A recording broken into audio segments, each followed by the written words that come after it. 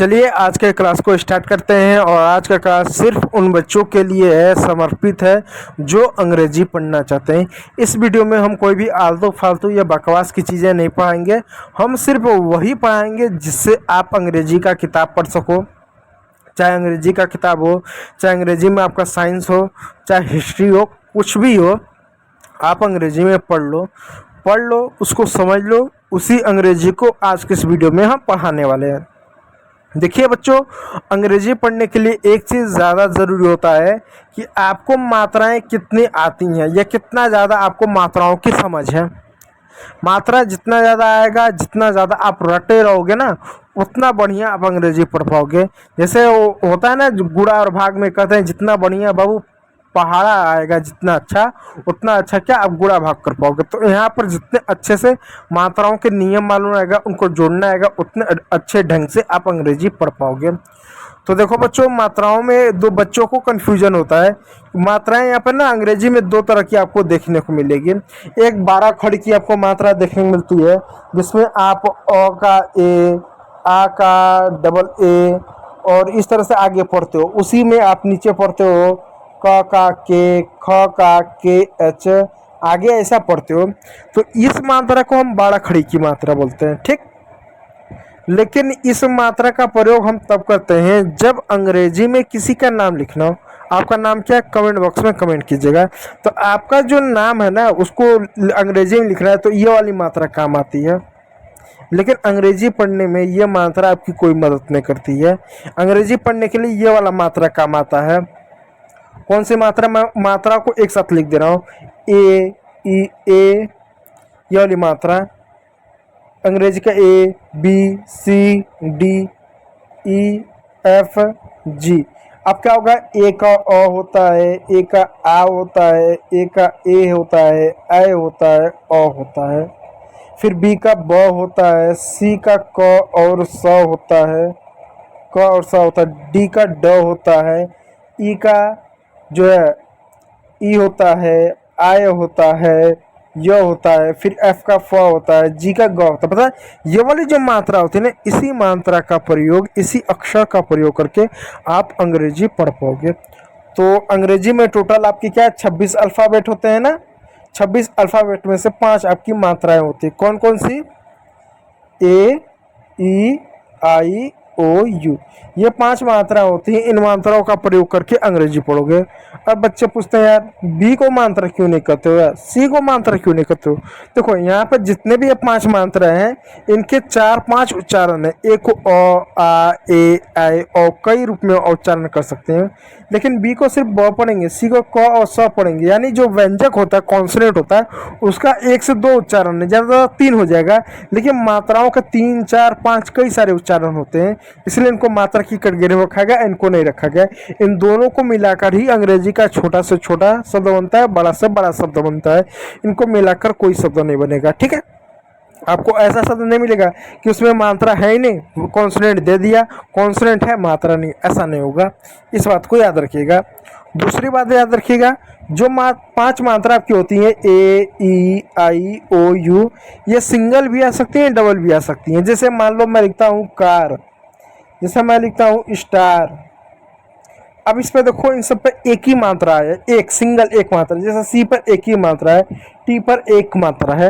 लेकिन अगर मैं लिखूँ read, R E A D, अगर मैं लिखूँ chair, C H A I R, chair, अगर मैं लिखूँ नीड, ठीक।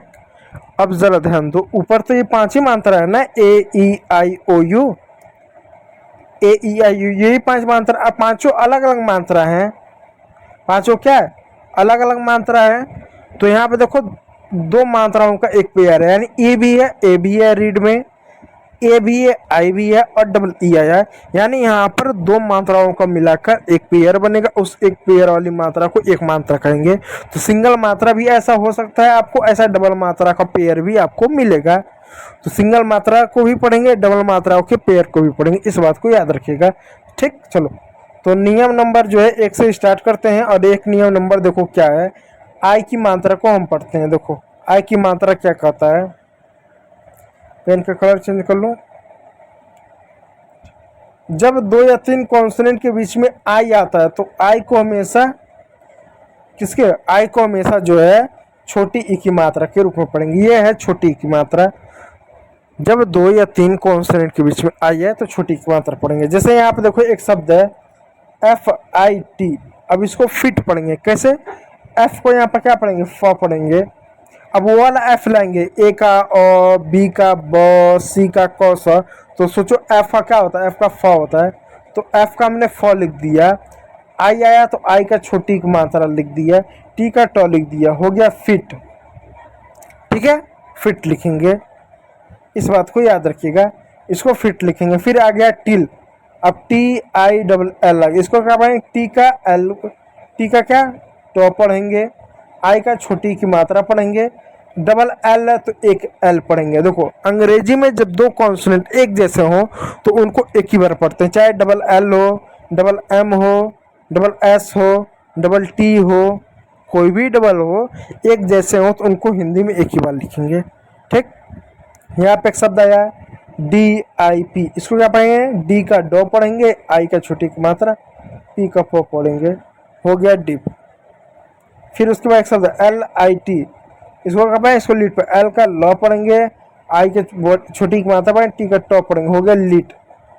ठीक, उसी प्रकार एक शब्द है KILL। इसको किल पे के का क पढ़ेंगे और आई का ई की मात्रा, आर का ल पढ़ेंगे, हो गया किल, हो गया। ठीक है, किल हो गया। उसी प्रकार आपका यहाँ पर हिप है, HIP, हिप है, एच का ह पढ़ेंगे, आई का ई की मात्रा, पी का प पढ़ेंगे, हिप हो गया।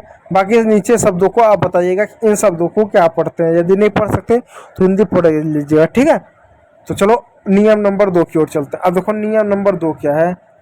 नियम नंबर 2 ये है कि जब किसी वर्ड में आई आए और आई के बाद एक कॉन्सोनेंट आए और उसके बाद ई आए तो वहाँ पर ई हमेशा साइलेंट होगा। देखो जब किसी भी शब्द के अंत में ई आता है तो ई हमेशा साइलेंट होता है। ई को कभी नहीं पढ़ते, कभी पढ़ते ही नहीं है। ठीक, अभी बताऊंगा।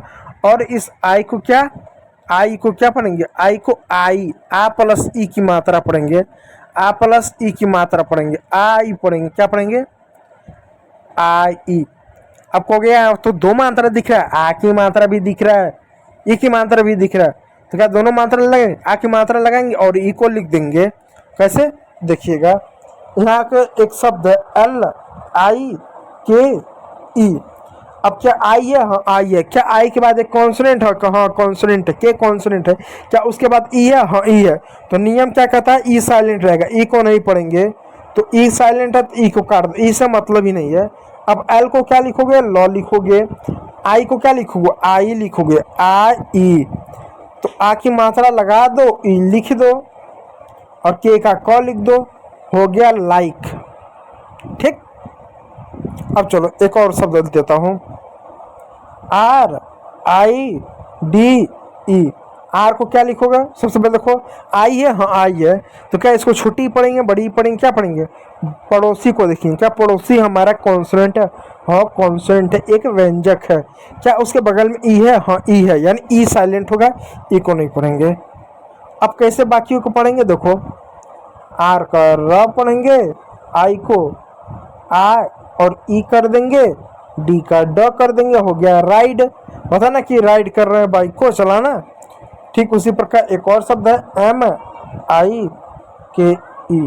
एम को म लिखेंगे, आई को आई और ई की मात्रा लिख देंगे, के को क लिख देंगे, माइक। अब कैसे माइक हुआ? एम का म हो गया, आई को आ और ई लिखेंगे, आ की मात्रा और ई लिख दिया, के का क लिख दिया, ई साइलेंट हुआ, माइक हो गया।